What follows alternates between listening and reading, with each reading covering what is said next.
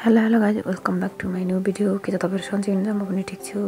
अनि तपाईँहरू सोचिराख्नु होला यो बस ब्याग मगाइ अनि के गराउँदैछ भनेर, किनकि म आज जाँदैछु जाजरकोट। मलाई छोड्न मेरो भाइ बुहारी आएका छन्। एकछिनपछि जानुपर्ने हुन्छ हामी जाजरकोट। के हुन्छ हेर्नु होला त्यही लास्टमा। फाइनल्ली सिटमा बस्यो होइन, मेरो साइडको सिट खाली नै छ, कोही पनि छैन। म एक्लै बसिरहेको छु। पछि सायद लेडी नै छ होला भन्दै थियो दाइले, लेडी नै होला।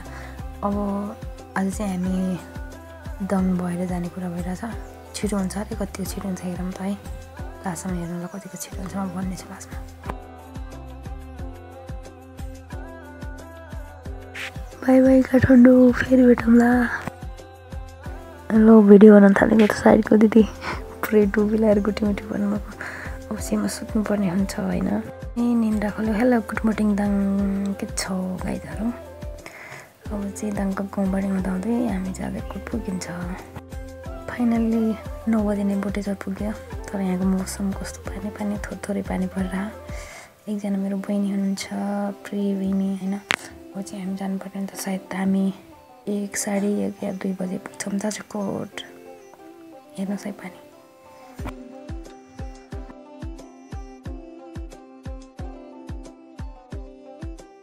फाइनल्ली 1:30 मा नै जाजरकोट पुगियो।